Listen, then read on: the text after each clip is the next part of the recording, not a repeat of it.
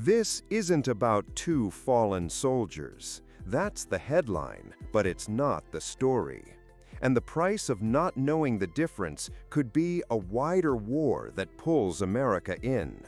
The official story is that the US launched retaliatory strikes after an Iranian-backed militia killed 2 Americans. Here's what's really happening. Those bombs were a high-stakes message aimed at containing Iran and showing strength to Russia and China. But the real reason the White House is so worried has almost nothing to do with the militia that pulled the trigger. Late last Tuesday, a drone slammed into a U.S. base in eastern Syria. 2 American soldiers killed. The Pentagon immediately pointed the finger at an Iranian-backed militia.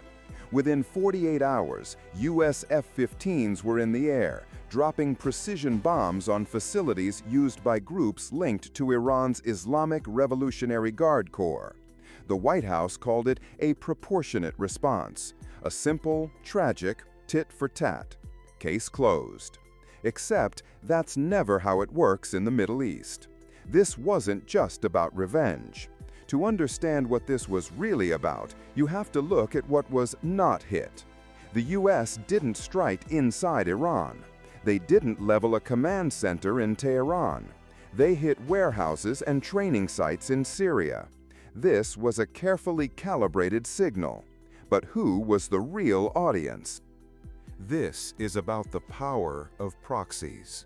Iran has spent decades building a network of militias across the Middle East, in Iraq, Syria, Lebanon, and Yemen. These groups, like Kataib Hezbollah, are Iran's outsourced army.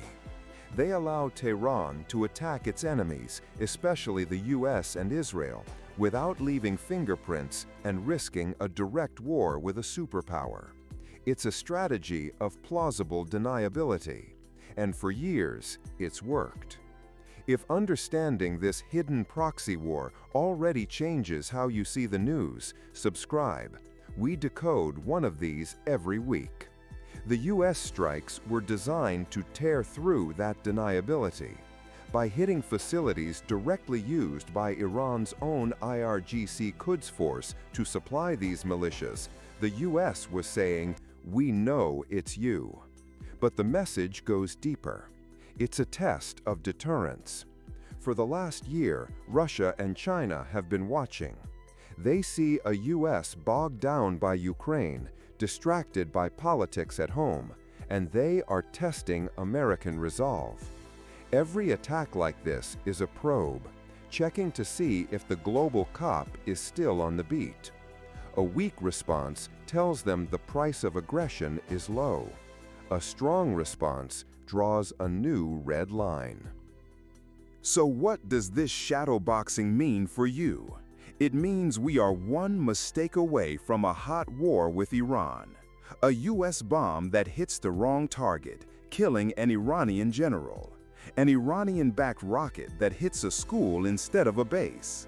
A single miscalculation could ignite a regional war, immediately spiking gas prices to over $8 a gallon and shattering the global economy.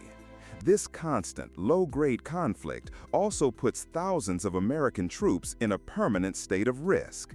They are the targets in this global chess match. And it raises a terrifying question for every American family. If this escalates, if the proxies are no longer enough and a real war begins, will a draft be back on the table? Because this isn't just a fight over some dusty outpost in Syria. It's a message sent from Washington to Tehran, Beijing, and Moscow. And we are all living in the echo. Is this strategy of calibrated response just delaying an inevitable larger war? The strikes you saw on the news weren't just revenge for 2 fallen soldiers. They were a high-stakes signal in a global power game aimed at Iran's proxies, Tehran's leadership, and rivals like China and Russia watching from the sidelines. To stay ahead of these escalations and understand the moves before they make headlines, subscribe and hit the bell. Next week, we're decoding how a single dam in Ethiopia is holding the water supply of Egypt and Sudan hostage, and why it could be the flashpoint for Africa's next major war. The power behind the headline. The World Decoded.